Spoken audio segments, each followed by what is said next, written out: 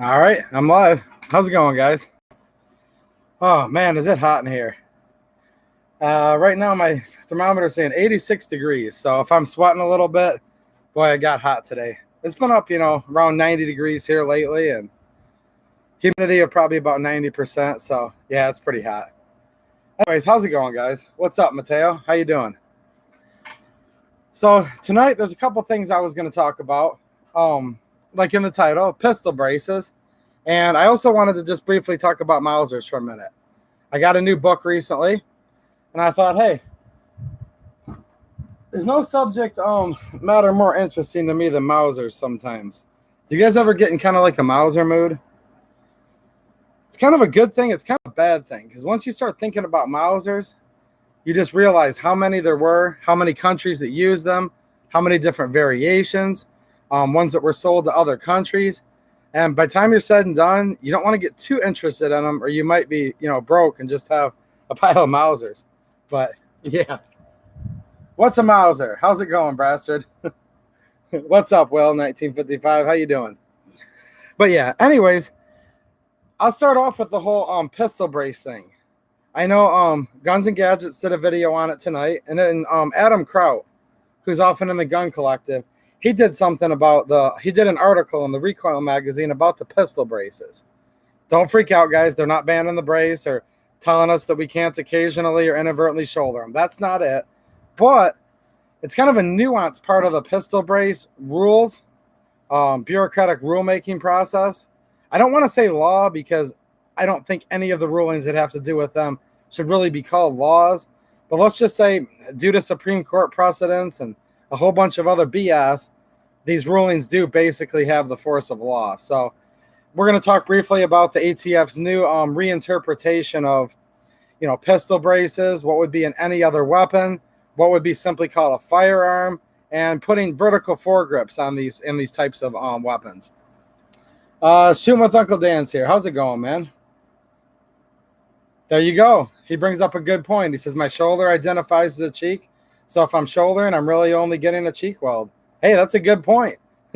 The other side uses that for everything else, don't they? You can identify as pretty much whatever you want. So that made me laugh, man. Thanks. That was a pretty good one, actually. So from what I understand, and don't take me as an authority on this, guys, I'm just wanted to talk about it briefly and see what you guys think.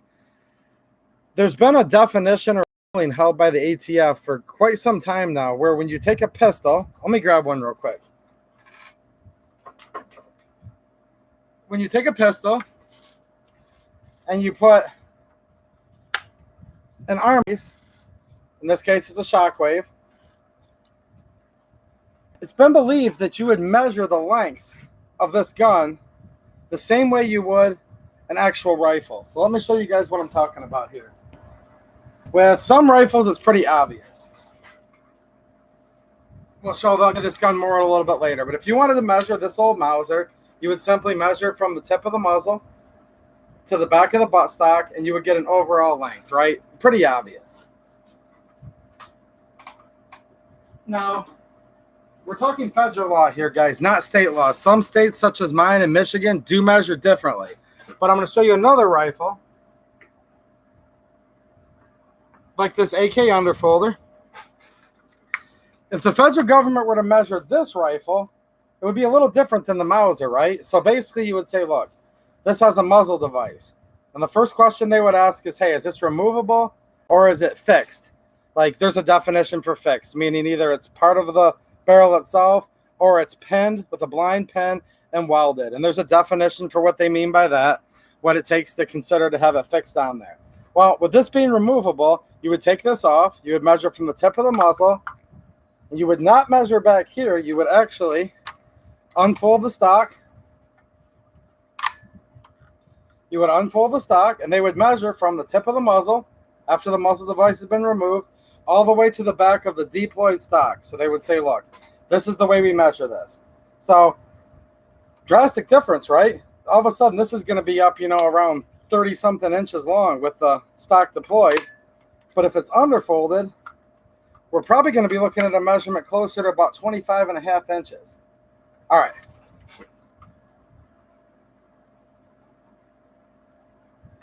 Look, for you veterans that know more than me about guns, sorry to bore you guys, but there are a lot of guys that come in this stream from time to time who are, a little newer. So I just wanted to start right off with the basics. Ways we measure a rifle. Now, what people have thought ever since these pistol braces have become so popular that, hey, we're just going to measure these braces the same way the federal government measures a rifle. So with this being a pistol, just pretend for a minute it didn't have this brace on here. They would say we're going to measure it from the tip of the muzzle to the back of the receiver. Okay, fair enough. Let's just see what we have here, just out of curiosity on this pistol.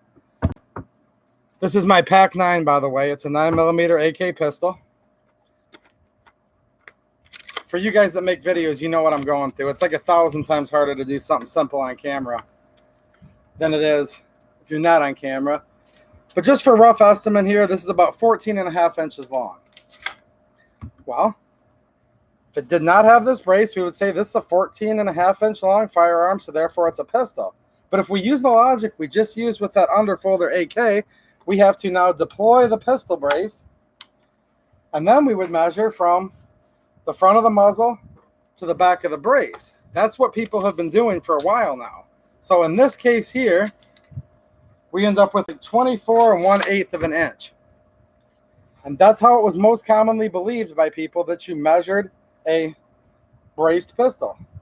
Now let's pretend for 1 second here, just for the story here, that this measured 26 1/8 inches long when the brace was deployed. People would then say, look, it's not a pistol because when it's deployed, it is no longer, quote, concealable, because the federal government has said it's considered concealable, therefore a pistol, if it's 26 inches or less. So what people would do is they would say put a vertical foregrip on it. It's longer than 26 inches overall when deployed. So now this is going to be what's simply called a firearm. Okay? It would not have been considered a pistol because it's over 26 inches. Now you can't put a vertical foregrip on a pistol or it becomes any other weapon. But one of the criteria for any other weapon is it has to be less than 26 inches, right? So if you had a pistol that when the brace was deployed and you put a vertical foregrip on it, it can no longer be considered a pistol.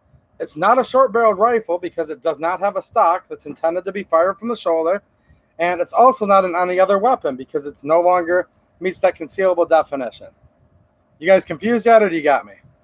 Okay. What the ATF's come out with recently in a recent letter is they're starting to say, look, with a stock, we measure in the deployed or unfolded position. But since these are not stocks, we no longer use the same logic that we would with a rifle. We are going to now say, unless any part of the brace is functional and required for the function of the firearm, we are actually going to now measure them folded.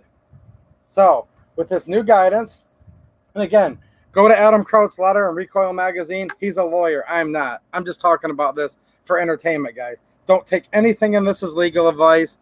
Would never want to get you guys in trouble. Again, I'm not a lawyer, but Adam is, and I'm just talking about his article. Now the ATF saying, look, this is how we are going to measure this. So pretending that it was over 26 inches long deployed, I could have put a vertical foregrip on this and called it a firearm. But once I fold this, now we're down much, much shorter than the 26-inch threshold, and now this is just considered a pistol all over again.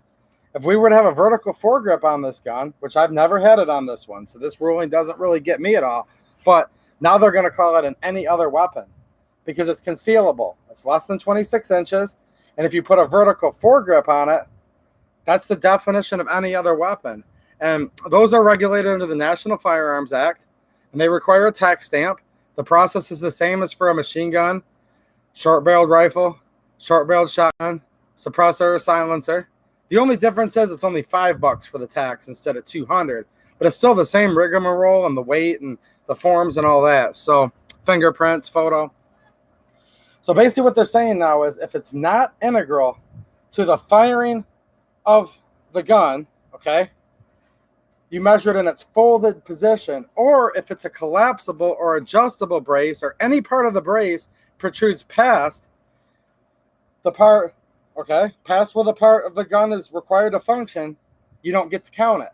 Now, this is a double-edged sword, really, guys. Well, I don't think that's the right wording. This is either a good thing or a bad thing, is how I mean to say this. In some cases, we want these to be pistols, right? because certain state laws will say, look, it has to be 26 inches or less before you can concealed carry it with your CPL. So just remember, in certain states, and it's going to be different wherever you guys live. You know, let's just say shooting with Uncle Dan, who lives in Texas. Correct me if I'm wrong, Dan, but I believe Dan's allowed to carry a long gun. Dan could carry that Mauser loaded in his truck or a shotgun. Now here in Michigan, we have a CPL, but we can only carry pistols. We can't carry loaded long guns. If we carry a long gun, it has to be unloaded. It has to be either encased or in a trunk or disassembled, right? So with that said, some states want the guns to be measured shorter because it actually helps you carry it with your permit. Okay, so Uncle Dan, not one in the barrel. Somebody else tell me if you can in your state. I know some states can. But anyways, so basically some states this new ruling is going to help, right? In other states it's going to hurt. So in this case here, this particular gun's a moot point, but I still wanted to mention it because, hey, every little inch matters. But this is an AK. So since this buffer tube is literally only on here as a host for this brace and is not required to function this AK at all, definitely, no matter what, they are going to fold this, right? Let me show another pistol here. Let me stop and see who stopped in here so I can say hi to you guys. Okay, who have we got in here? Brastard, you're still here. What's wrong with you, man? I thought you were smarter than to be in here. Anyways, Mike Sylvester's here. How's it going, man? South, what's happening? Cave Dave, how's it going, Cave? Glad to see you here, man. Dex, what's up, Dex? Glad to see you too. If I put a foregrip on a side rail, wouldn't that be a horizontal grip? Hey, in my layman's terms, yes. I don't. Does anybody know that, how the ATFs rule on that? I'm not sure how they rule on that. But back to what I said earlier, I'm not a lawyer, so. Sword of the Spirit's in here. How's it going, man? KJV, is that new King James version? I've always kind of thought that's what NJV stands for, so let me know. If that stands for the, I'm sorry, not new, but King James version. I'm sorry, guys. I'm a little hot today. I've been working all day. I guess I'm hallucinating. Anyways, nice to see you, Sword of the Spirit. Poor Conservative, what's happening, man? He's another Michigan guy. Is it hot where you're at, too? XSplit's here. What's happening, XSplit? He says, same thing in Massachusetts. We have to have ammo locked in separate cases also. Pistol is okay with concealed permit as long as it's within reach. Okay. A little bit different than ours. We don't have to have it in reach, but yeah, we can't have a long gun. Road Scholar, what's happening, man? Okay, yep, I think Mateo's probably right. He said it's still a vertical grip since gun can be fired in the can-to position. Absolutely. He's actually right. And I think Dex was just joking. But yeah, if I put a vertical grip here on the side, I could still fire this gun this way, right? Sometimes you do actually see videos where people fire their gun sideways too. So that's not really too far-fetched, is it? Okay, here's another braced pistol here.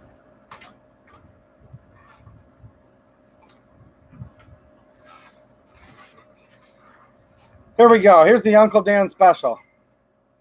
He actually has a nice video showing him shooting this, guys. If any of you guys aren't familiar with Uncle Dan, I'm sure you guys are because he's been around a lot longer than me. But if you're not, I recommend his channel. Go over there and check him out. And he has a rig pretty similar to this. And I've actually added some of these accessories to it upon his recommendation. So if you're still here, Dan, you may recognize this Recover Tactical rail that we were talking about. And this gun's pretty much where I want it to be now, guys. So yeah, definitely go over and check out Uncle Dan shooting his. He's got some actual range footage. And look, I had one of these sitting in a box for a while. I watched Uncle Dan's video and I was watching him. I'm like, man, this is like a legit rig actually, you know? So he definitely is the one that inspired me to finish this project. And I'm quite happy with it. These things are pretty cool, right? So this is a braced pistol. Let's see how long this sucker is. Now, it doesn't really matter how long it is right now, but I'm going to measure it under the old way here. It's 20 and a half inches. So this is still considered concealable under 26 inches. But since all of the functioning of this Glock pistol basically ends here at the rearmost part of the back strap of the frame grip, ATF's now going to say we're going to measure this pistol from the tip of the muzzle. And in this case, it's not the back of the slide. It's actually the bottom rearmost part of your grip here, of your frame grip. So yeah, keep that in mind, guys. No vertical foregrip allowed on this gun, no matter how much I adjusted this out. Because keep in mind, this is on one of these CAC brace, these buffer tubes. There's little dimples in here with a set screw.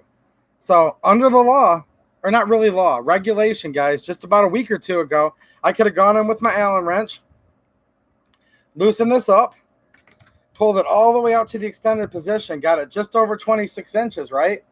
And put a vertical foregrip on it and said it's no longer a pistol.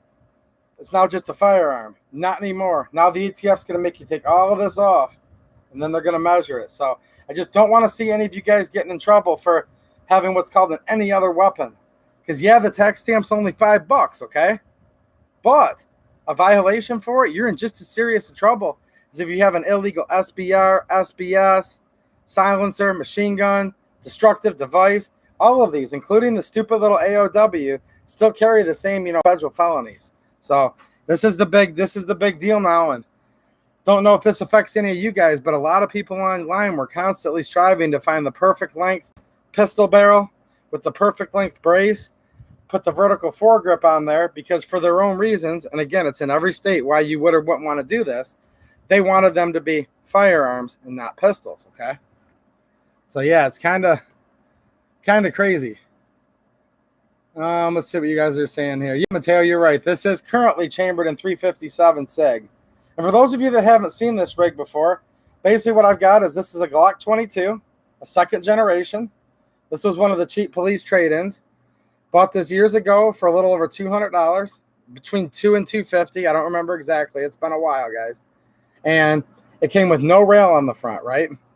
And as I said earlier, Uncle Dan's like, man, you got to get a rail for that. You need a light on it. I couldn't agree with him more.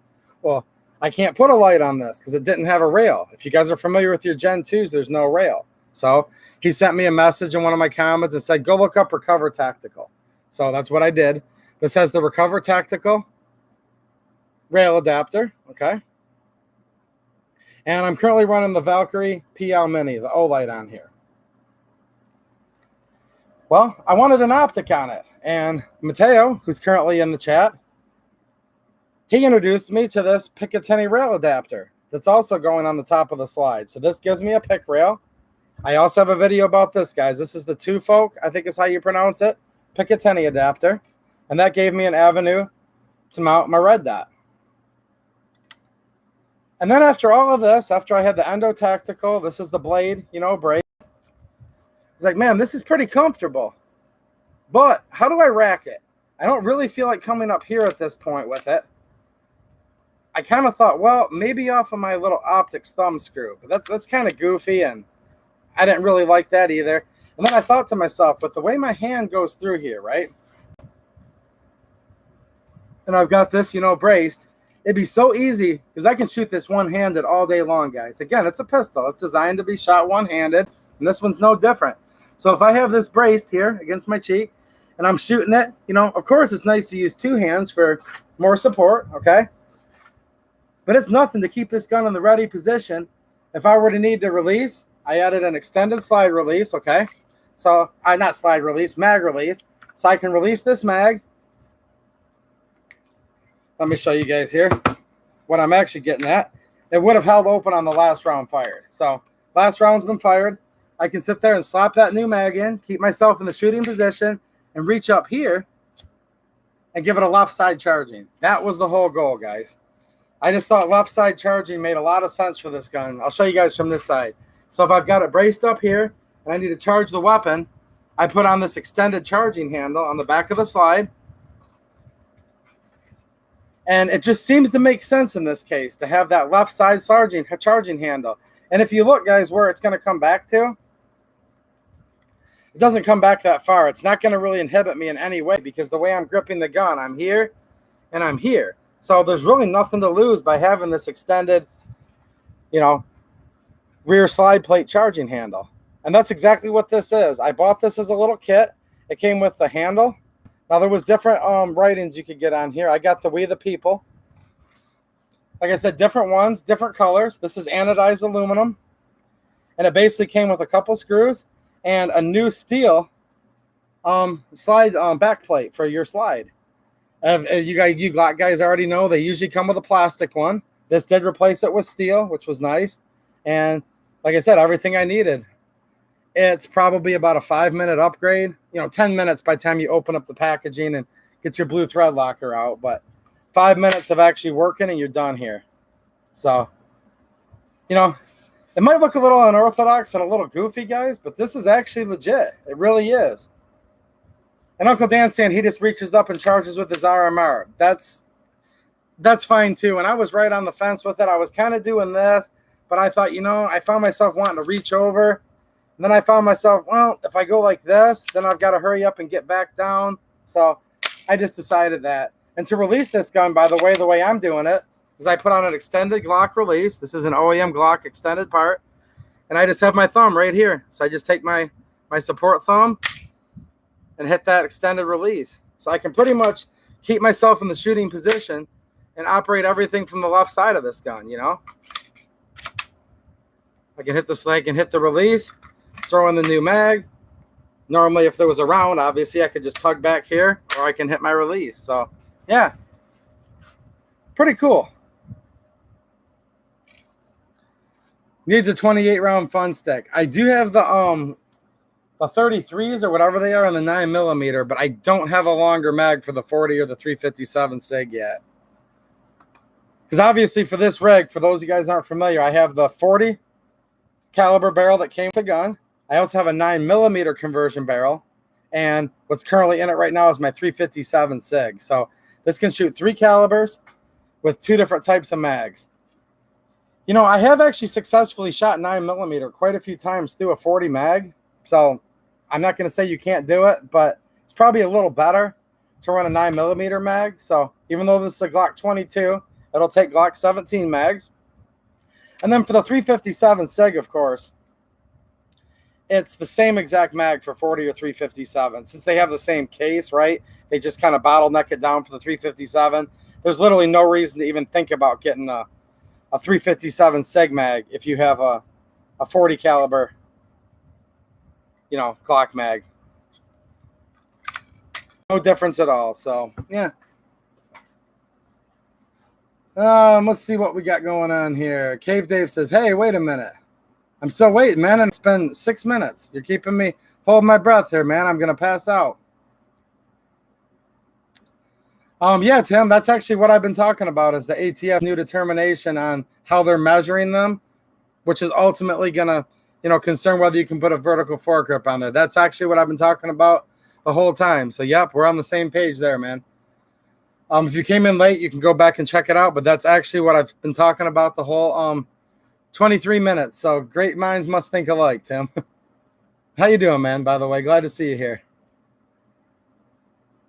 Oh, the poor conservative says his wife likes his 1.7 million round fun stick. Ooh. I know what you mean, man. This is family friendly, so we'll just let you and Mateo keep that as an inside joke. But I know what you're talking about. Let's see here. Yeah, Dan, you've been thinking about it. These charging handles are pretty cool. Doesn't really add any weight to it. It's an easy install. I like it. Nothing wrong with charging it off of the site either, but I do like the left side charging. So I would recommend it to you if you're on the fence, to be honest. XSplit's wanting to know if the brace is solid or if it's bendy.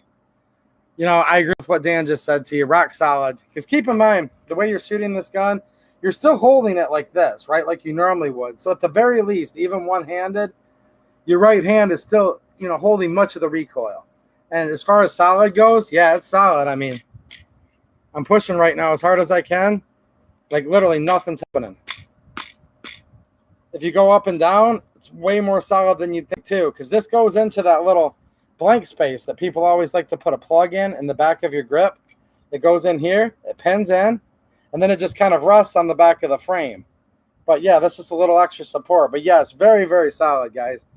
I'm really pushing in. I don't know if you can see my arm moving here. I mean, I'm really pushing to the point where with this blade brace, it actually kind of hurts, okay? Not moving. So To answer your question once and for all, if I push as hard as I can, I'm going to hurt myself before I'm going to hurt this. It looks a little hokey at first, trust me, guys, but it's way stronger than you think it is. And here's the cool thing about it. You just go in there and pull your pin out, okay? And all of this comes apart that quick. Now, you can store it like this in your glove box or whatever.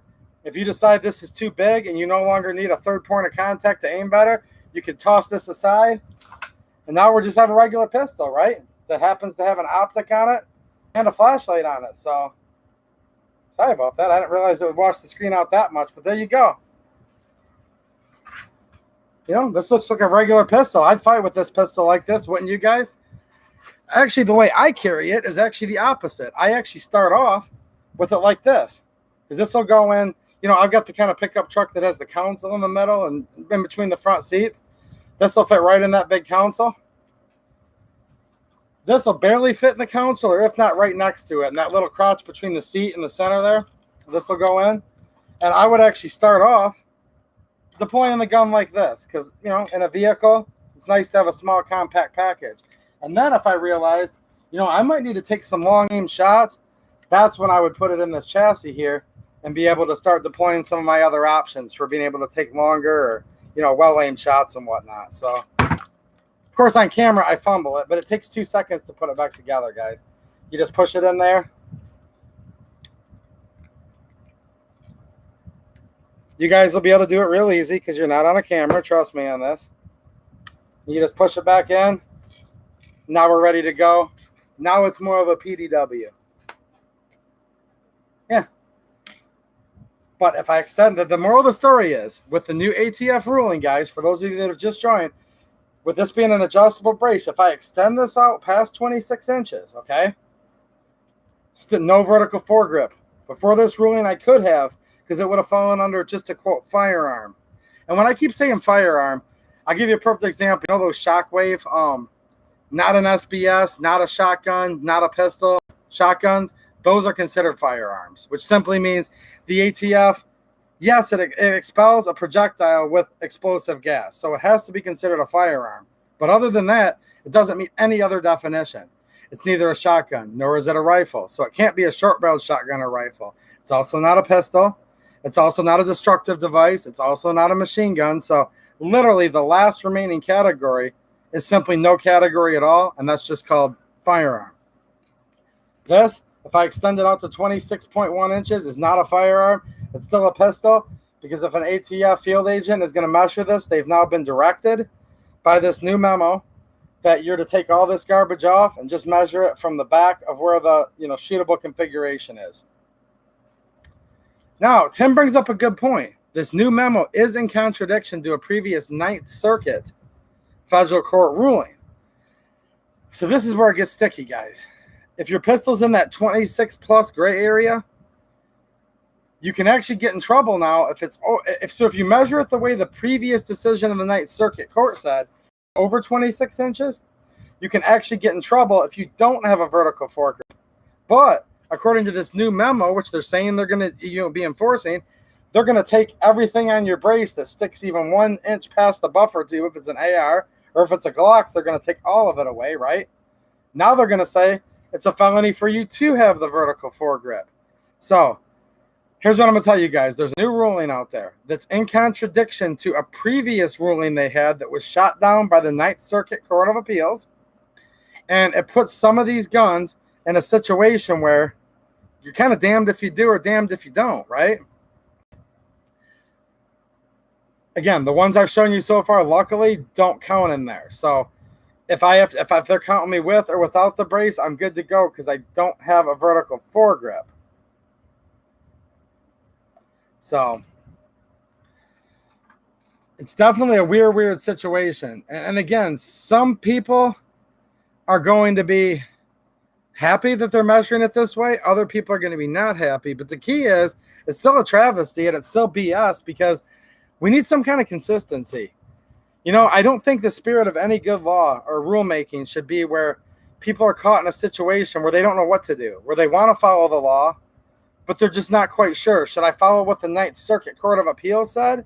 Well, If you live in the Ninth Circuit, I might be more inclined to follow that instead of the new ATF. Again, not legal advice, guys. I'm not a lawyer, but I don't live in the Ninth Circuit. So the Ninth Circuit's decision never applied to me anyways where I live.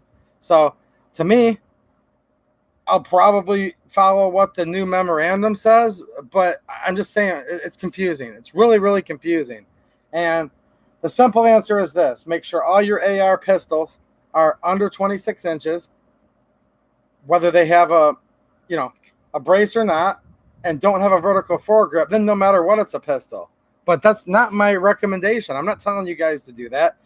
You guys do it how you want to, but just remember, there's a new memo out that changes how they're measuring things. And I think it's crap that we should have to be pigeonholed into a certain exact size pistol.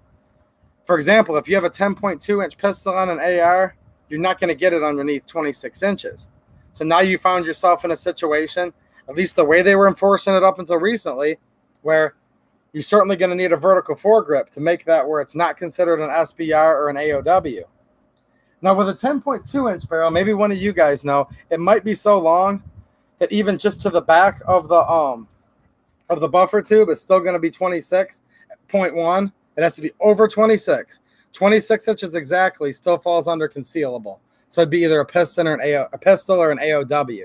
So let's just say 26.1, right? So I don't know. If you get a long enough barrel on your pistol, I'm going to say no matter what, if it's an AR, I have to keep repeating myself, an AR pistol, the functional part extends to the buffer tube. So I think you're still going to be good to go. But yeah, it's certainly messing with things. And it really has an impact. That's why I showed you guys right off the bat the AK and the Glock. Because these, since the functional parts of the firearm have nothing to do with the buffer tube, we got to take all this off now. That's the main thing for you guys to remember.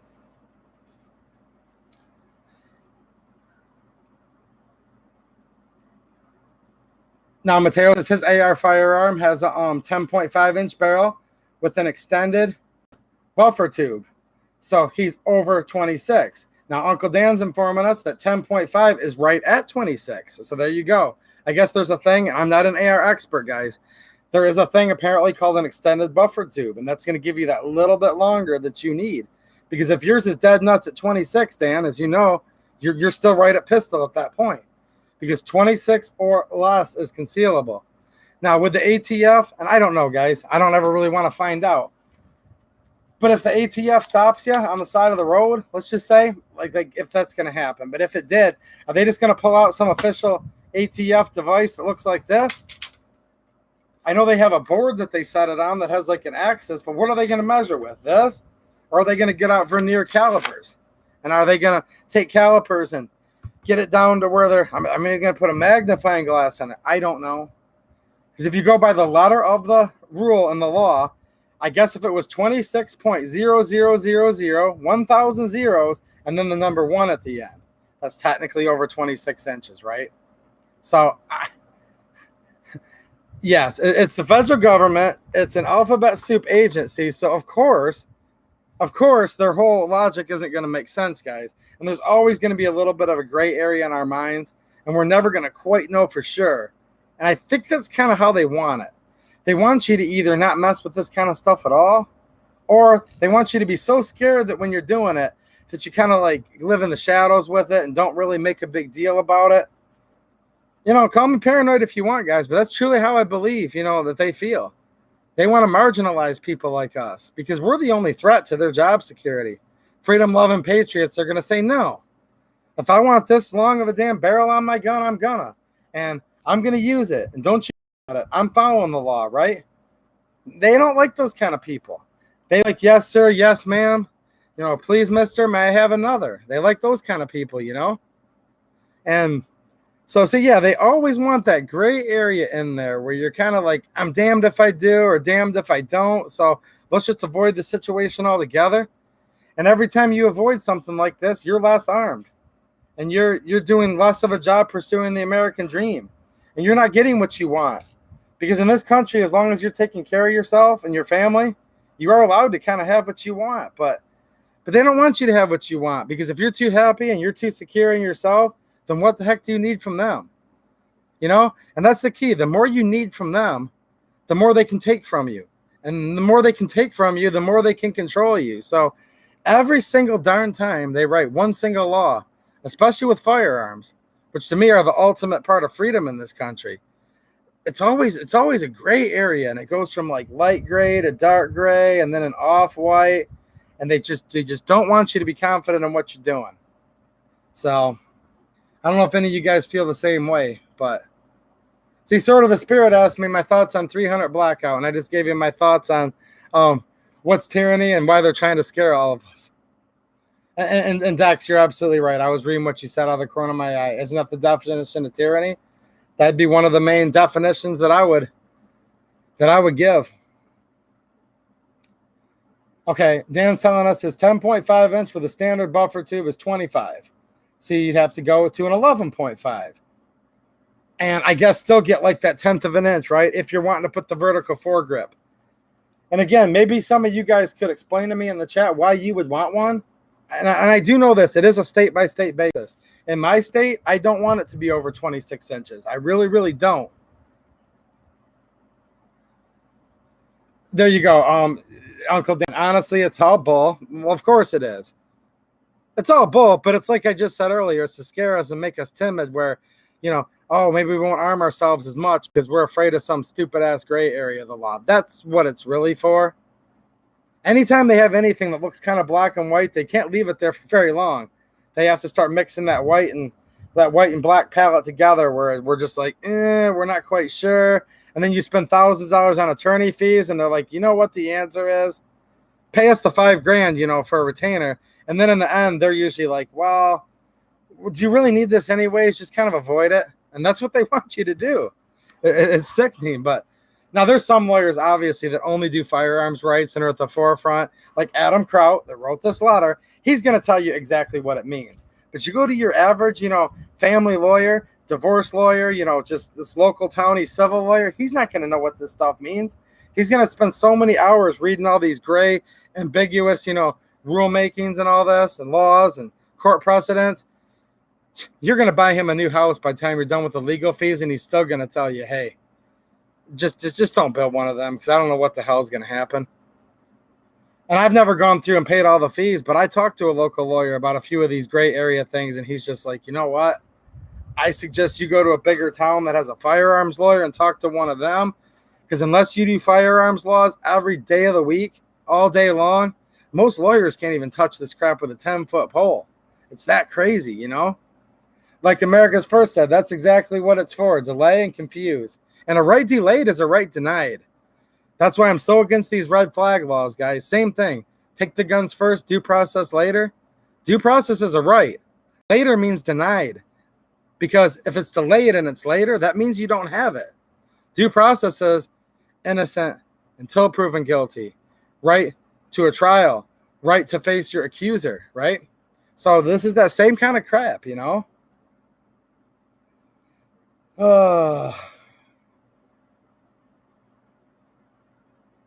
No, we know you're not, Uncle Dan. I think he was kidding with you. I know he was for sure. But yeah, you guys are just messing with each other. I'm not a big vertical foregrip guy. But the way the law works, though, is there's an area where if you're over 26 inches, you have to have it. Because if you don't, then you're in trouble. So it's not always a preference thing. In some cases, you have to have it. And in some cases, you're not allowed to have it, right? But in the end, they've remeasured the way they're doing it. So let's look at an AR pistol real quick, guys. Because I showed you two non-ARs and the way that would work because the buffer tubes are simply irrelevant. Hold on, I got a cord here on the floor that no matter what I do, it keeps getting stuck in the wheels of my chair. So if the federal government's not out to get me for these pistol braces, this cord here is going to get me in this chair, guys. I'm telling you, it's a conspiracy.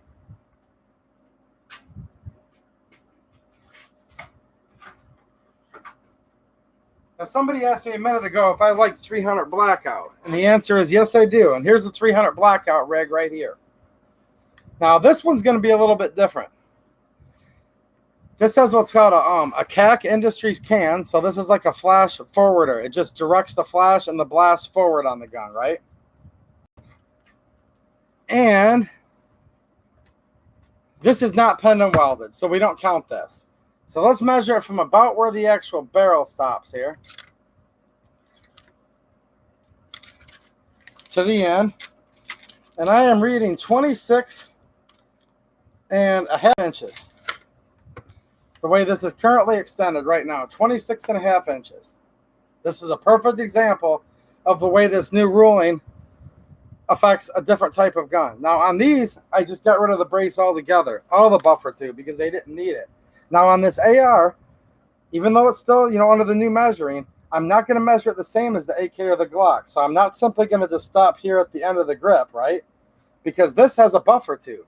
And the buffer tube in this case is not just here as an accessory to mount a brace tube. This is functional. The operating system of this weapon requires this to be here, right? So in this case, I'm using the same CAC Shockwave, and I have it adjusted out longer for a longer length of brace, right? So I can get better length of cheek, if you will, okay? So under the new ruling, I have this adjusted out. You can see some of the exposed dimples here. I'm going to just guesstimate that right about here is where my buffer tube ends. So I'm going to measure now to the end of where the buffer tube's actually at. Whereas before this new memo, I would have measured to the end of here.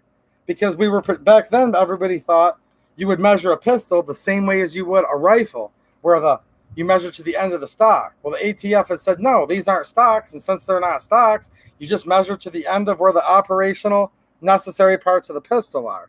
So let's see where I'm at now. And this is real close, guys, but it's still going to prove my point. Now, I'm at roughly 23 inches. Okay? About 23 inches. So this is what's crazy, guys. Let's just say a week ago or so, before this new regulation or memorandum was put out, the ATF would have said, well, this is 26 inches long because that's to the back part of this. Vertical foregrip, good to go. Now they're saying, nope, part of this length is brace. The buffer tube stops here. Now, with this new ruling, if I were to put a vertical foregrip on this rig right here, felony. This is an AOW weapon, and it would be a felony to have it without a tax stamp for any other weapon. Crazy, isn't it? So this is a perfect example of what I'm talking about. Again, don't take my advice as legal advice. I'm just doing commentary and entertainment, for you guys. Just a discussion on the article that Adam Kraut wrote in the Recoil magazine. And Adam Kraut is a lawyer, so you can decide on your own free will whether you want to trust him or not. But I'm certainly going to say trust his advice more than mine, right? So yeah, nowadays, this is not over 26 inches long. This is about 23 inches or so ish. It's enough less than 26 where, even roughly measuring it is pretty obvious. So yeah, 300 blackout. Yeah, I like 300 blackout. Do I really think that in all cases it's any better than a 7.62 by 39? No, not all the time. Sometimes it is though. This is going to depend on, what barrel length you're running, okay? What distance you're looking to engage at. Accurate at 30 yards versus accurate at 300 yards. Big difference there, guys. Also, 300 blackout, it's an interesting round, and this is one of the reasons why people like it so much, but there's so many different loadings in it. So there's the 220 grain subsonics, all the way down to 125 grain supersonics, and I believe even lighter, and probably even heavier, right? So general rule of thumb, in my opinion, is at closer ranges, 7.62 by 39 probably has a little bit of an advantage. And if you go longer ranges, 300 blackout's probably going to have an advantage, assuming the bullet that you're using and your 300 blackout is more apt to longer range. So there's always caveats here. Now, where those two meet in the middle and start to overlap each other, I don't know. But at the end of the day, I think what it really comes down to, and you took the words right out of my mouth, Mateo, the singular advantage, the most important advantage is, what do you like more? Do you like the AR platform more, or do you like the AK platform more? And with, like he said, the versatility of the AR platform, where you can take a 5.56 AR and you can keep every last part the same, down to the magazine, down to everything, except for the barrel itself, okay? except for the barrel itself. That has to be changed. Look, if you try to fire a 300 blackout through your 5.56 barrel, you're going to end up in a weird situation where, believe it or not, it'll go into battery enough where it will actually fire. It'll detonate the primer, but it will not have enough room to get that through that little 22 caliber hole in the barrel, and it will cause something to blow up pretty darn close to your hands and face. Have I heard of it killing anybody yet? No, but could it? I'm sure it could. So that's the only thing you guys have to remember, and that's a big thing to remember. Every part's compatible with a 5.56 except for the barrel. So I think basically, and look, guys, I'm not trying to get super in depth on this because I'm not a genius enough about ballistics. I'll get caught up like an idiot if I try to get too far into it. Here's what I'm really getting. It's going to come down to. People have said that the bullet design is a little bit more modern or technologically advanced than the 300 blackout. I don't know. Maybe at a certain distance, right? I really think, though, and again, it looks like I'm copying off of him, but I was actually thinking the same thing. But like Mateo said, it really just happens to be, look, do you like the AR platform? Are you more comfortable with this manual of arms, the controls? Do you like the modularity? Or do you like the AK platform? Are you more comfortable with its manual of arms? Do you like its ruggedness? Do you like its simplicity? Its simplicity? Do you like that ugly but beautiful look of the AK? That's up to you guys. That's a personal preference, So, yeah. Uncle Dan says at 250 yards, there's no notable difference in his 7.62 by 39s and ARs. So there you go. Again, I don't know. I'm just telling you guys, I think there's some type of little claim in ballistics differences-ish. To me, it really just comes down to this. Do you like this platform and its modularity, or do you like this platform right here? But yeah, with all that said, sure, I like 300 blackout. Oh, and here's one more thing. The cheapest I can usually find 300 blackout is like $10 a box online. I can find 7.62 by 39 for as cheap as $4 and something cents a box. Maybe just a little bit over $4 with shipping. It's not too hard right now to find a case of 1,000 steel case, 7.62 by 39s for $200 plus about $20 shipping. You're just not going to find that with a 300 blackout, guys. Maybe 45 cents a round if you're doing real good. But let's say 50 cents a round, you're doing pretty darn good for 300 blackout ammo. That's going to be usually like a PPU or a Cellier and Ballat, something like that, And yes, Dan's are ARs. He doesn't own the AK. But obviously that would be a difference, right? Whether you wanted to, which platform you liked better.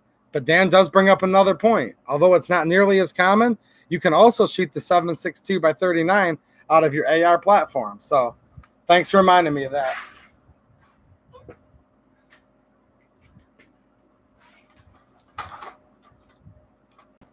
And then just to throw everybody for a loop here.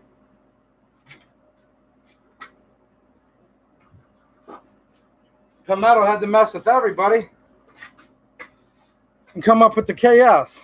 So now we've got basically an AR manual of arms for the most part, but yet kind of an AK as far as it shoots 7.62 by 39, but it takes an AK mag. So in one respect, this has an AK manual of arms here, but yet it's an AR-ish up here, right? Same thing here. This has got a brace. Now remember, we're not going to measure this brace out to here anymore. We're going to measure it right here, okay? Actually a little bit shorter than this because the buffer tube actually comes back.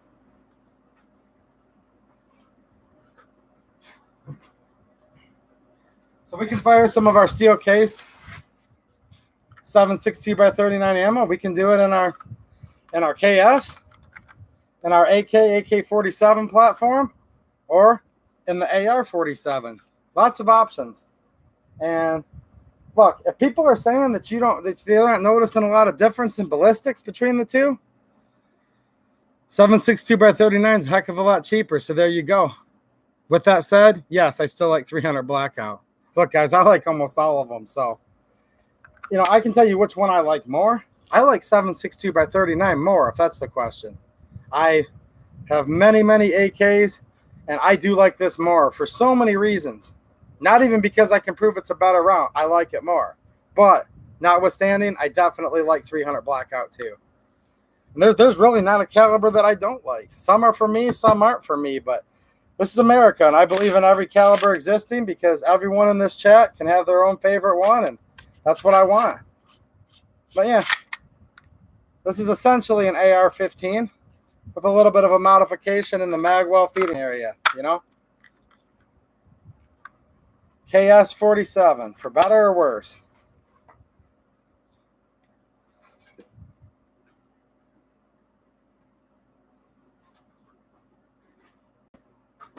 And that's the thing with me, guys. You know, I definitely have my preferences. There's no doubt. But it's going to be very rare that I'll rip on anyone for what they like or don't like, really.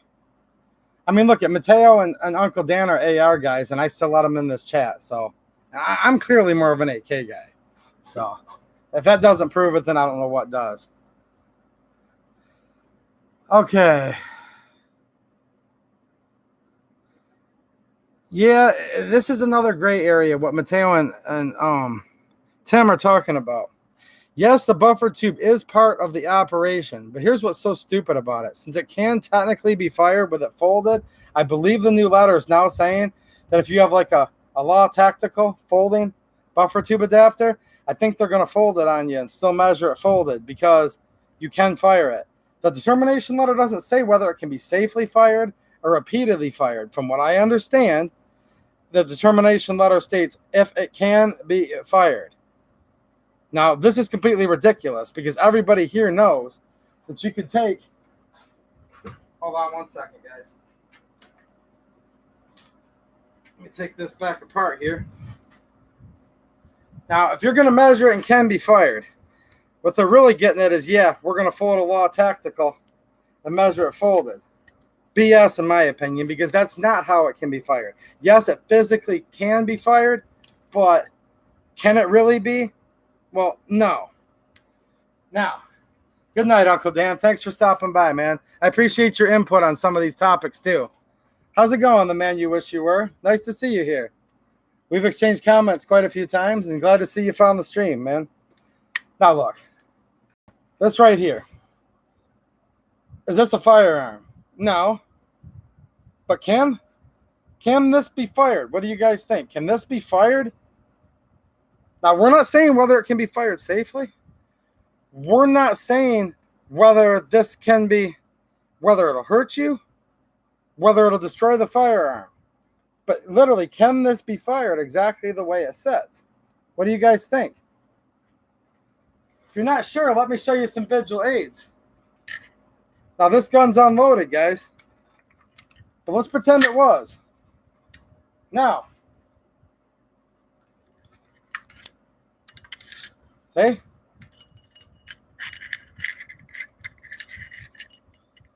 Okay.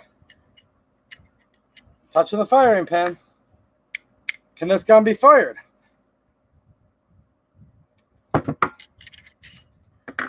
So, I believe the way that the letter is literally written, and this is, again, back to that same BS I was just talking about a few minutes ago, guys.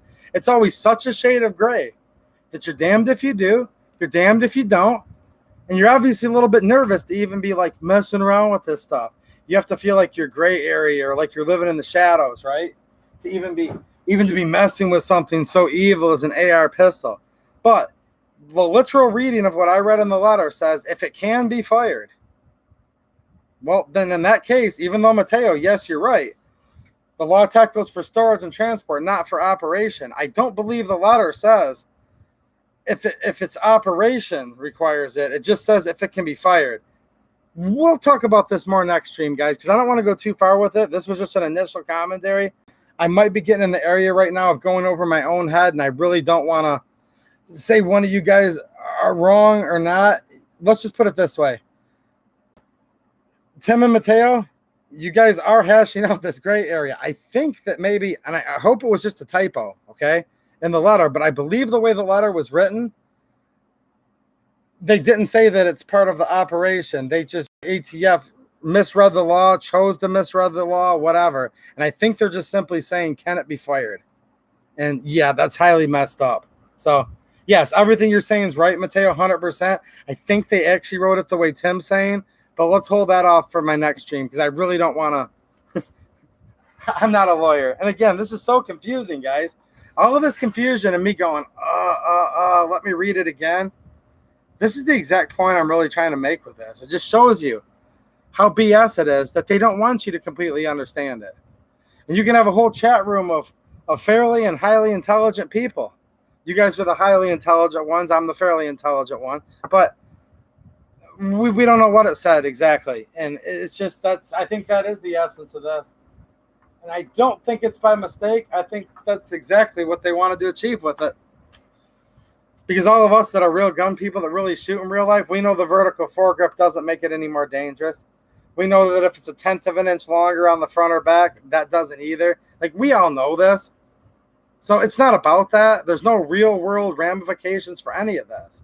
It's just simply to make more things a little more marginalized, a little more gray area, remove a few more guns from circulation, frustrate a few more gun guys into just raw submission and not really. You guys get my point. Black Knight, how's it going, man? Just saw you for the first time. If you've been in here earlier, my apologies. But how's it going, man? Welcome. Yeah, he is. And what he's saying is right. He said, this is insane BS. What the heck has happened to our nation? And that's really what the bigger thing is all about, is, I mean, what would keep them? This is so gray area, And look, guys, I'm being partially sarcastic. But what if I flip up these sights, right? And I turn my AR upside down, which it can be fired upside down, and I'm holding this, and I'm firing it upside down. Do I now have a vertical foregrip? Don't yell at me for giving them an idea, guys. People have already talked about this, but still, literally, what it really comes down to? It was pretty obvious in the last Democrat debates. They want them all. They'll offer to buy them back, but then they were real quick to say, and if you don't choose to sell them to us, that's your own darn fault. We'll just confiscate them and you won't get a penny. So really what it comes down to is, yeah, they don't really care about the foregrip, really care about the pistol. They just want them all. Yeah, and like Black Knight said, and Trump does too. Trump's the reason for the bump stocks, guys, period, end of story. It's true. Now, Trump has the only thing to clarify, and I have to clarify. I'm not talking about what's in his heart. Trump's never came on TV and said, I want them all. But the Democrats have now literally said, the contestants, for the debate have literally said, we want them all. We want all the assault weapons. And then you look at what they define them as an assault weapon, it's pretty much all of them. And then when they get all those, and they say, well, you can keep your Mauser for a while, then they're going to come from the Mausers. And then when Joe Biden's Uncle Joe special double barrel shotgun's all that's left, then they're going to come back for that too. And the thing that sucks is this. They want them all, and they tell us they want them all. But then there's so many FUDs in our community that hang out with us that are real willing. They're willing to give up what they consider the assault weapons and assault rifles, right? As long as they can keep their Uncle Joe Biden special. Look at England. How did that work out for them? The FUDs were one of the leading people in England that sold their soul to the devil, and they made an unholy truce with the government and said, look, as long as you let us keep our shotguns and our sporting weapons and our hunting weapons, right? We won't fight you on taking these, quote, assault weapons, but hands off of ours. And that's what all these elite people with money did in England. And they sold their soul to the devil. They said, we'll let you have all those as long as we can keep our Joe Biden special. And then guess what? All the assault weapons were taken away. And then they came right in. And then they said, now give us your shotgun. Now give us your sporting weapon. Unless rare circumstances, special license, keep it locked at the gun range, drill 3 equal size to the bore, holes through your barrel, fill the barrel with concrete, rod. You guys, this is literally the stuff they do in England. A molten steel rod that they hammer into the barrel. This is seriously true. So, why? Well, first of all, the government was tyrannical. And the government was able to recruit their own gun owners, FUDs, to go against the other gun owners. And that just sounds crazy, doesn't it? Except for that I see it here all the time. How many people sat there and said, I'm a gun guy, blah, blah, blah. but the bump stock's useless. It's a toy. It has no legitimate purpose. It just burns ammo up, blah, blah, blah. And then sometimes they'd say, but they shouldn't ban it. Well, you just ripped on it so bad, you may as well just say they should ban it. And then there was the other part of the gun owners that said, yeah, it's just a toy. It's just a novelty. Who cares? Just get rid of it. Because if we don't give them the bump stock, they're going to come after our AR-15. And guess what? We gave them the bump stock. We let them take it without any type of fight back, any blowback. No politicians lost their jobs. No bureaucrats lost their jobs. Nobody lost their heads. Nothing happened. We just lost it. And do you hear any of those people in the presidential debate saying, hey, look, we got the bump stock, so we're done now. I'm not going to take any guns if you elect me because we did get your bump stocks. No, none of them did. And I was saying this every day when they were trying to take the bump stocks. I was like, they take these bump stocks, that's not going to appease one single one of them. They're not even going to slow down. In fact, they're going to want all of our other guns even faster. And if you thought that if we gave them the bump stocks, they weren't going to come from the ARs, you were obviously wrong. Look, whoever's watching this that thought that, you were wrong. Deal with it. If you can correct yourself and come over to the right side, that's great. But if you're listening to this and you want to double down and say, well, no, we let them take the bump stock so they wouldn't take our AR, they're trying to take the ARs now, okay? Every Democrat that's running wants to take the ARs.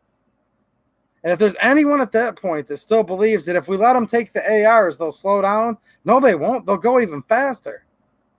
They took the bump stocks with so much ease. If we let them take anything that they call an assault weapon or anything otherwise, the rest of them will follow so much faster. So much faster. It took 240 years for them to confiscate something that's gun-related without giving us any restitution, anything like that, violating all these constitutional principles. Now, it's not even months later, and they're actually promising, if you elect me, I will propose a buyback, and if you don't sell it to us, we will take it. You let them take those weeks later, and now they're like, well, these are assault weapons too. And then the next presidential election, well, we've now realized that a single-barrel shotgun can kill people too. I mean, that's where this goes, guys. They're never going to slow down unless we stand up to them and stop them. The only way to slow them down is to stop them in their tracks. We had an excellent opportunity to do it with bump stocks. We failed. Look, guys, we did. Now, I did my best. I know probably all you guys in the chat did your best. You guys were here hanging out with me and chatting me about it. I know you guys thought it was BS. So I'm not literally talking to you, Mateo, or you, Brastard, or you, Tim, or you, Americans First. No, not you guys, literally. But when I say us, I just mean gun owners, period. You know? There's what, supposedly 100 million of us and 12,000 people went in there and made comments against taking them. So in general, yeah, besides the like 0.01% that actually tried to at least like write back with their pen or with their computer and send a letter, yeah, I guess every gun owner wasn't for the bump stock ban. Only 99.99%, wanted them to take it. You guys know what I'm saying. It's crazy. Okay, let's see here. What's up, Americans First, by the way, if I haven't said hi yet. So Dex, for pinned and welded, there's actually is a precise rule for that. So I'm probably going to get a little wrong, but here's the gist of it. That you have to drill a hole and put in what's called a blind pin. So you have to put a pin in between where the barrel and the muzzle device screws on, and then you have to cover it's called a blind pinned and welded with either weld that's penetrated or a high melting point solder. So meaning a solder that has high temperature before it'll melt. Those are the two acceptable methods of having the muzzle device be permanently attached. So, and Tim's explaining it to you a little more. Who else stopped in here? If I didn't say hi to you guys, it's because I was ranting, but if I've missed you, please say hi. Dog Dad stopped in here. What's happening, man? Hopefully you're still here. He's wondering if I will ever turn on super chats. Look, super chats are connected to what's called your channel being monetized. My channel's not monetized, so I cannot turn on super chats. When I go into my YouTube Studio Classic or my Creator Studio and I go under the channel until where super chats is, mine's grayed out and it says you are not eligible for super chats. So because my channel is not monetized, I cannot accept super chats.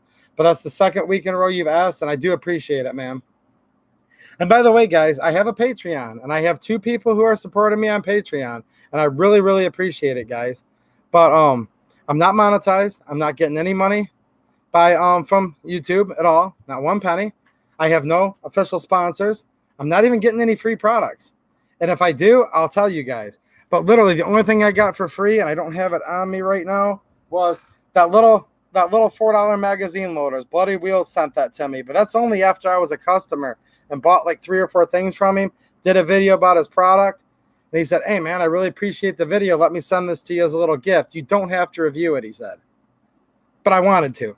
So anyways, yeah, like literally, I've gotten like maybe, and he sent me one of these spacers. So I've gotten like $8 worth of free stuff for the channel, guys.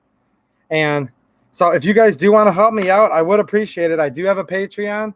If you have $1 a month, $2, $5, anything, consider it a tip for now, but it would help me. And I would do some Patreon exclusive stuff here once I get a few more patrons. But as of right now, yeah, it would help because I do all this out of my own money.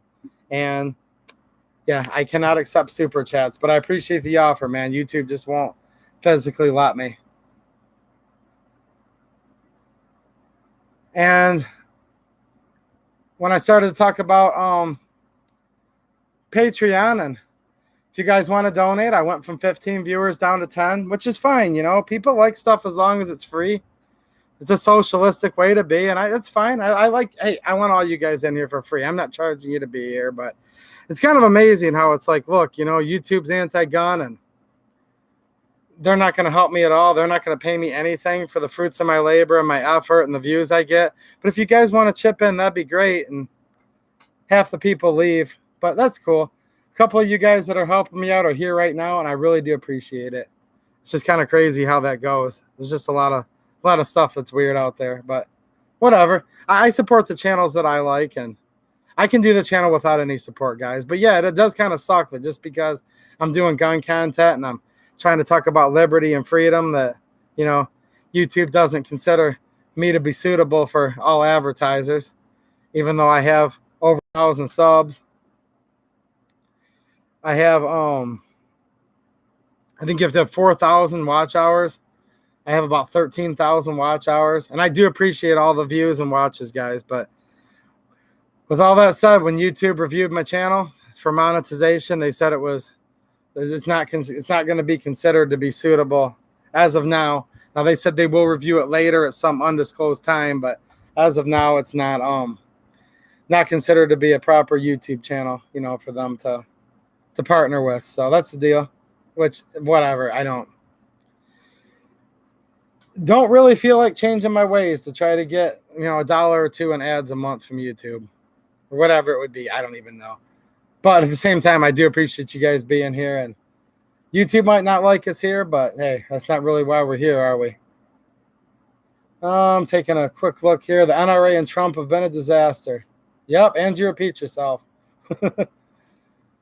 We're still talking about pin and weld, and yep, it's a little nuanced, guys, but there is a definition out there, and sounds like Tim knows quite a bit about this stuff. Again, I don't think he's a lawyer either. Everything in here is just for fun. I haven't really, seen him steering anybody wrong. What he's saying here. Me not being qualified to judge his statements, it looks like he's giving you accurate info. So, yeah. All right, I was going to show you guys a little bit about this Mauser book, but it's been about an hour, and I'm super thirsty, so let me just take a quick 5-minute break, and I'll come back for maybe another 15 minutes or so. And I'm going to ask you guys a couple questions about a couple future ideas I had for videos. And this Mauser book kind of has something to do with it a little bit. So if I missed something important, guys, that you wanted to tell me, definitely repeat it again. I'm not going to look at it like you're spamming the chat. As long as you don't send it like 10 times in a row, go ahead, repeat yourself. It's never that I'm trying to be rude. It's just, I get to talking and the chat's over here, and you know what I'm saying.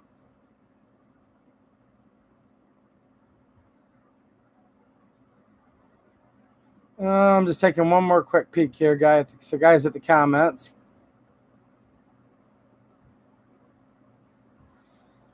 Preston brings up a question. Maybe one of you guys answered it earlier. He said, so how does this affect putting a brace and foregrip on an M2 Browning barrel and barrel extension, since that's all you need to fire around?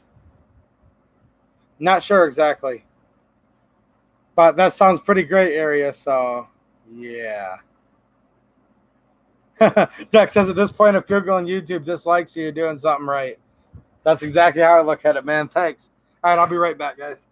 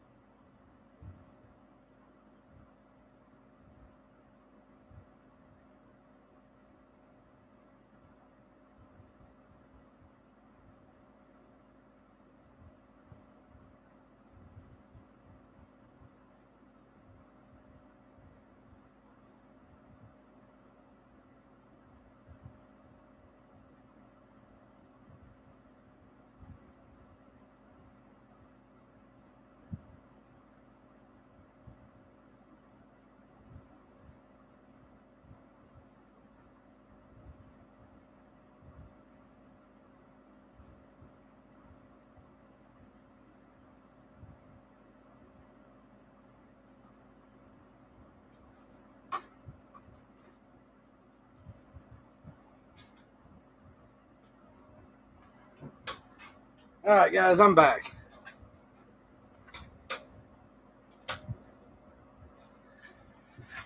All right, what happened? You guys can start to stop talking trash. I'm back.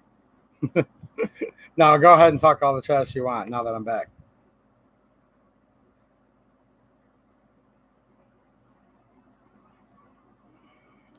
Let's see here. Yeah, a lot of people are strapped for cash. And look, I wasn't saying you guys were socialists for not donating. I didn't mean that at all. Literally what I meant is I just mentioned, hey, they won't let me monetize. I'm not allowed to accept super chats. But if you want to help me, there's Patreon. And then I watched the view numbers just pummel for me even saying. So trust me, I wasn't trying to say that if you don't help me, you're bad. Nobody needs to feel pressured to help my channel at all. Nothing to do with that. I just thought like, man, you don't have to run just because I mention it. It was actually more of a joke, but whatever. But no, I hear you. Yeah, and I am. I'm trying to fight for gun rights, and I'm trying to, provide stuff for the channel and try to help gun rights with this little channel here. And I'm kind of strapped for cash myself. I totally get it, man. It rained here so much with me working outside. I was able to virtually get no jobs done for like the first 2 months of this summer. It's already really short. So I know what it's like to try to keep on fighting the good fight and not have a lot of money. I get it. I donate to a lot of the bro gun groups, also. I try my best, guys. I really do.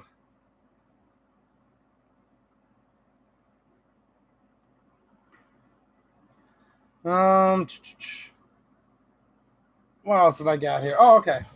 I'm only gonna stay on a few more minutes just because it's so darn hot in here, guys. It's really hot. It's actually hotter now than when I started streaming. Even though the sun's been down for a couple hours, it's still getting hotter in this shop for some reason. But I picked up a book. I mean, this is an older book, but new to me, and it's in new condition. You guys ever seen this book? Mauser Military Rifles of the World. Pretty cool book so far. And my first question to you guys is this. I'm thinking about doing an occasional book review on the channel. And again, not copying off of him, just, hey, sometimes we have the same interest. But Ian from Forgotten Weapons has been known to do a lot of book reviews in the past.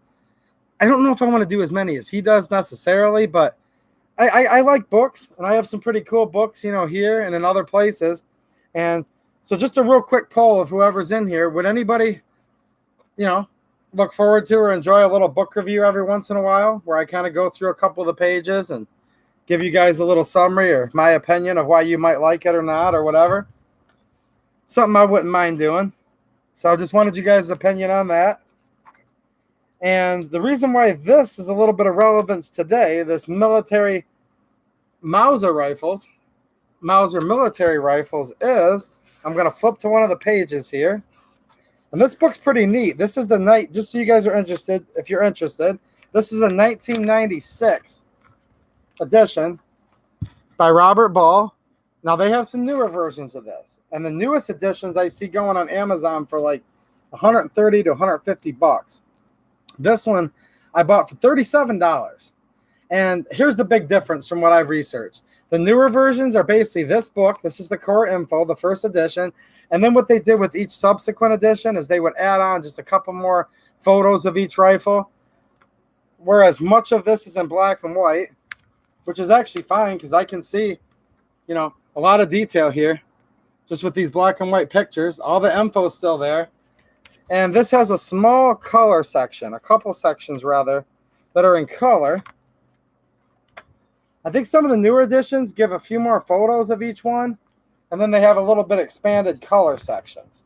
But the main fundamentals and the info, if you're wanting to learn about Mausers, it's all in here. So I chose to buy the little bit older edition because I'm not well-to-do, but I still think this is an excellent book for the money.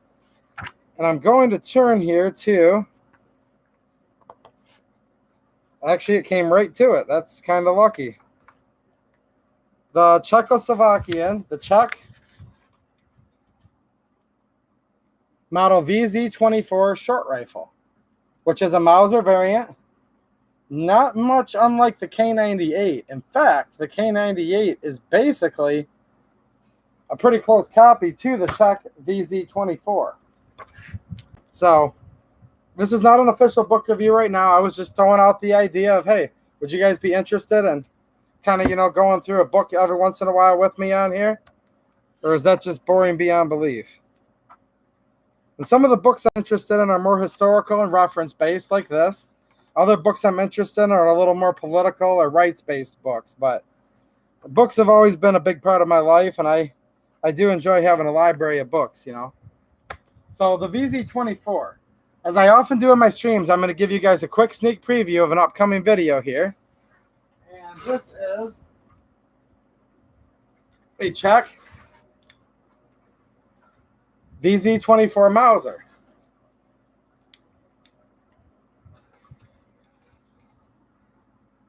Now, I picked this up a while ago for really cheap, guys.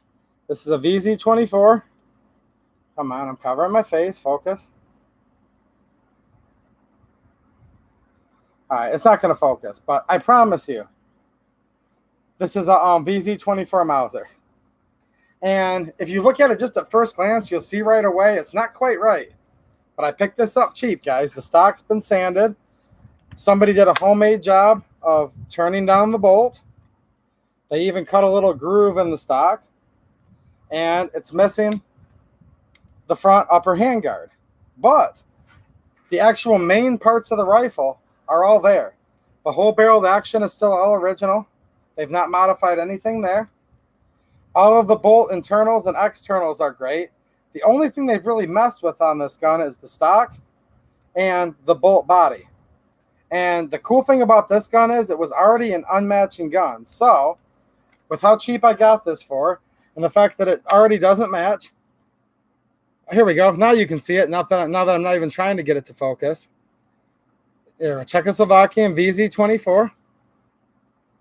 This is going to be a Romanian contract gun because when Czechoslovakia made these, they made these for several countries, including Romania. And what I'm going to do with this gun is I don't want to quite say unsporterize it because this gun wasn't truly sporterized. If it was sporterized, I would have just kind of gave up on it and never picked it up. But I bought it cheap because it still has potential. This gun can be brought back to its original configuration. Yes, it will be unmatching, but it's already unmatching. So I really don't have anything to lose, guys. So an upcoming video, if you guys are into this stuff, is going to be me doing a budget Mauser re-arsenaling, if you will. We're going to pretend that this got turned into the Glock Shooter 79 arsenal. I've got to get it back into proper configuration so it can be issued again. Whatever, right? So again, I'm not doing anything sacrilegious, guys. The stuff I'm going to be modifying is actually stuff that was already modified by somebody. Like, look at that bent bolt. You can see someone by hand scribed in some type of stippling. These were not bent bolts. Okay? These are properly straight bolts, and they definitely wouldn't have been bent like this. So what I'm going to do is bring this back into where it'll be a proper, military configuration again. Just because you guys have stayed up so late, I'll give you guys a couple little teasers here. So you saw the gun, right? And I'll show you guys real quick what I've got for it. And you'll be seeing this again in a video soon. But I went to Numerich and was able to find a complete stock with almost all the hardware on it. Now I'm missing a sling swivel here. Not a big deal. The barrel band's actually nicer on the other one.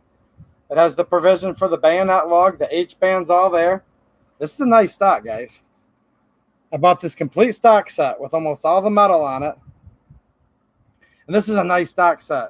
Not completely beat up, but not completely perfect either. The amount of wear on this stock is going to actually really, really match the condition of the gun.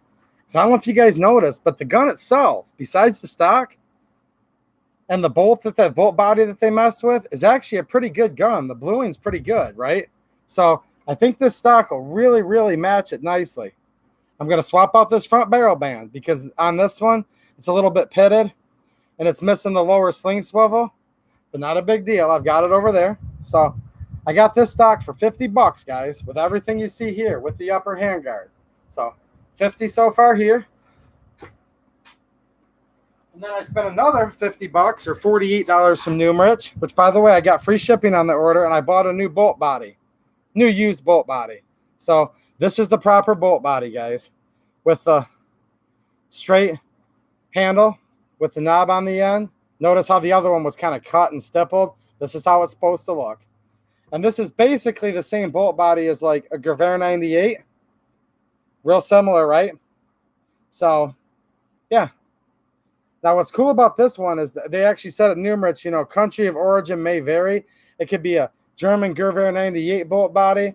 It could be a Czech VZ-24. It could even be a Chinese, because the Chinese made the Chiang Kai-shek Mausers that were basically clones of these VZ-24s, and all of them take the same bolt body, right? Now, I got lucky here, and this one is actually a Czech made, and it actually has the R prefix. So let's see if it'll even have a chance of zooming in on this. There you go. See the little Z in the circle there, the CZ? That's the Czech emblem. And see how the number has an R prefix? This is good. So even though it's not going to be a matching gun, the bolt body that I got is an actual Czechoslovakian, and it has the R, which I'll explain in my next video, means it was a Romanian contract. So I'm actually going to pull it off where this gun's going to be put back together with mismatching serial numbers. Like I said, nothing lost. It was already mixed matching, but everything's going to be from the correct, country of origin. So we're going to take this old garage sale find. And I literally mean garage sale find. A friend of mine that knows I'm into this called me up and said, hey, man, I was at a garage sale. Found this VZ-24 for cheap. Do you want it? And I said, well, how cheap's cheap? And he said, well, I can pick it up for $1.25, but to make it worth my time, I'll sell it to you for $1.50. And I said, hey, that's cool. So Here we go, guys. Budget Mauser project. Re-arsenaling an old Czech VZ24. Paid $150 for the Mauser. And if you look, like I was saying earlier, the gun itself is actually in good shape. If you look at the bluing of it, you know, a little honest wear, some honest patina, but the gun itself's in good shape. So I have basically an even 250 into this whole project. 50 here, 50 there with the stock, free shipping, $150 here. So let's see what we can do for $250 to have a nice, you know, a nice old Czech-made Mauser, which I've always thought that, you know, VZ24s were pretty cool, actually. But like I said, they're kind of the predecessor to the German K98. And they kind of have some things in common with the Gerwehr 98. So they're pretty cool. I don't want to go on and bore you guys too much, but if you guys want to know more about Mausers, I'll probably bring another one out next stream. I've done it quite a few times, you know. But it's a fine line, you know. Dex says I would have jumped at that deal. Thanks, man. You know, I think I did all right, too. And I'm glad you like it, the man you wish you were. That's cool, too, man. But you got to watch yourself, because there's a real fine line between being in a project like this versus one that's just a sporter. If they had chopped the front of this barrel off, or they had removed, you know, that rear sight base, then the gun just wouldn't have done it for me, you know. I might have bought it for like $75 to shoot her, but even then, I've got enough Mausers to shoot that I probably wouldn't have even wanted it taking up room, to be honest. But this is not a sporter, so I'm kind of excited about it that I'll be able to bring it back to its condition. And I really like the Mausers, and I've been into them for quite a while, but I don't have that big of a Mauser collection. I just really do like the ones I have. And this is my first VZ24, guys. I don't have 5 of these or nothing like that. This is my very first one, and I thought it would make a good project for, you know, just to have one. Because I'm by no means a gun snob. If I can find a real nice specimen of a gun for a good deal, of course I'm going to grab it. I appreciate a nice gun, but to me, it just depends what gun it is, guys. There are caveats here, but I'd almost rather have, you know, a $250 Mauser from 3 countries than one Mauser for $750 and not be able to get those other 2, if you know what I'm saying. I just really like the history, and I like to go through here. You know, that's why I like books like this. You can look through and, you know, Chile, China. I mean, on and on and on. There's countries in here that you didn't even know used the Mauser or made the Mauser. Well, I should say I didn't know. Maybe you guys did. But, geez, there's literally stuff in these books when you get into them where you're like, holy crap. You know, Uruguay. Are you familiar with the different models that Uruguay bought and used? You know, you got the Slovak Republic. Okay. You've got Czechoslovakia. Those are a little obvious. You've got Orange Free State. Is anyone familiar with Orange?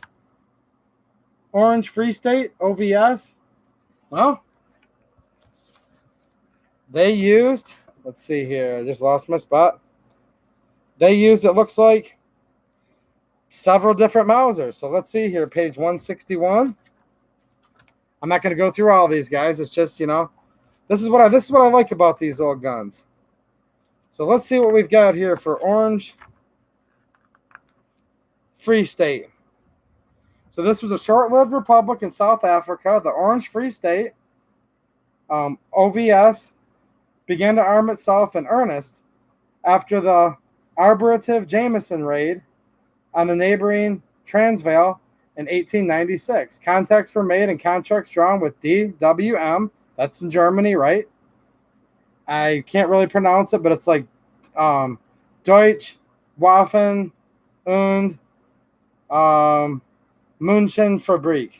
I butchered that, but DWM in 1897 for the purchase of model 1893 Spanish pattern Mauser rifles, short rifles and carbines, made with cylindrical bolt heads as opposed to the Spanish flat bottom bolt. Records indicate that approximately 18,000 weapons were delivered before shipments were abruptly terminated by the advent of war. So there we go. The country of Orange Free State. No longer a country. Wasn't a country very long, but history. We can look at the guns they carried, some of the markings of what they looked like, and we can look at some of the people. So When I told you there's stuff, that there's Mausers from countries that you've never heard of, you didn't think I was going to pull Orange Free State out on you, did you? We've got Liberia, not a real common place, right? We've got Manchuria. So, yeah, I think some of this stuff's kind of interesting. Here's the problem, though, with a book like this. I'd like to have them all. Like, wouldn't that be cool to have a Mauser that's marked, Orange Free State? Why? Just because it'd be cool. Because probably not anybody else you're going to talk to has one, right? And that's what can be fun about some of this stuff. But yeah, nice little Mauser book here. I'm kind of looking forward to this little project, and I'll call it my budget Mauser re-arsenaling, project here. I've been kind of antsy to put this together a couple late nights after work, but I want them to do a video and show everyone the before and after. You guys are getting the before because, hey, if you're willing to hang out with me this late on a Friday night, I'd like to give you guys a couple little treats, And by the way, if you guys are still in here and you like this stream, go ahead and give me a thumbs up. That doesn't cost you a penny, and it helps a little bit, Might not help a lot, but every little bit adds up, and maybe eventually YouTube will think we're good guys, and no, they'll never think we're good, but hey, that's a compliment. These are cool, guys. I like these. The Israeli Mausers, chambered in 7.62 NATO, so like what we call the 308, 7.62 by 51. These are pretty cool. I know there's a whole story behind these where they got a lot of them from mainly Germany after World War II and elsewhere, K98s, and they re-arsenal them and actually put their crest on them, and they became the Israeli Mauser, rechambered. My friend Misha, I know you guys are already subbed to him, but he is a nice guy, and he is a friend of mine. He did a video on the Israeli K98s. So if you're not subbed to the Mishako channel, get out of here right now and go over there, because that's like a 10 times better channel than mine. And again, Mishako, if you're not subbed there, you're just wrong. And I don't even blame you if you leave. Just get out of here. He's 10 times better than me. But yeah, he did a pretty cool video on the Israeli K98s. And that's one that I don't have that I'd like to have someday too. I'm not sure if you guys are familiar with those or not, but they're pretty cool. Yeah.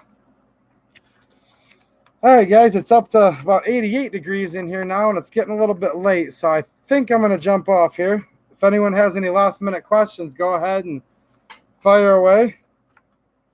Meanwhile, I'm just going to read this book for a minute here and think of ways that hopefully if I get a good job or two that comes down the pike, I can maybe get another Mauser to the collection, because the more I keep reading this, see, these Chinese Mausers are pretty interesting too.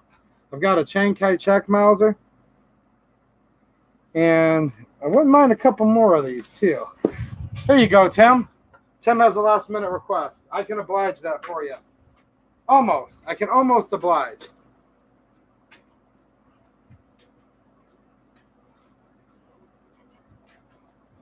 Now, this is a popular Mauser pattern rifle that was used here in the United States, and this is a 1903.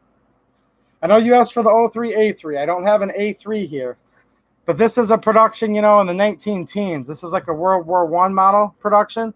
This has a serial number that's in the 856,000 range right here. So this does not have the A3 sight set up here on the back, but hopefully that's close enough for you, Tim. This is a U.S. Springfield Armory model 1903. And this obviously, again, would be a pre-A3.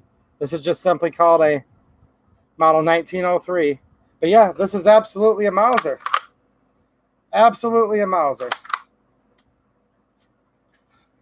So much so that while they were still honoring, the spirit of the treaties and whatnot, the United States was actually paying a royalty to the Mauser company in Germany for every one of these they made, because this is literally a Mauser action with a couple caveats. This has a magazine shut off. That's going to be a little different than your average Mauser, but as far as the action goes, yeah, this is a Mauser for you. So hopefully you like this one, Tim. When am I going to burn the boxes of 9mm Luger? These? These are just kind of here just to be here. There's some right below camera and an ammo can that I tend to take to the range. Hopefully I don't have to use these anytime soon. These are just kind of a little bit of backstock, if you know what I mean. Just squirreled away. If I need to, though, they're there. They're definitely there. Springfield 1903. Essentially Mauser action rifle.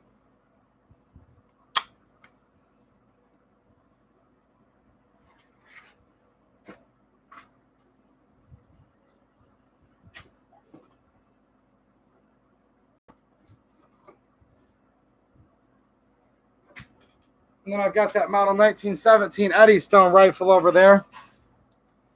That's essentially a American Enfield, if you will, but kind of still with a Mauser bolt, if you will. So definitely, I think it's fair to call those the American Enfields, but they're Mauser-ish a little bit too.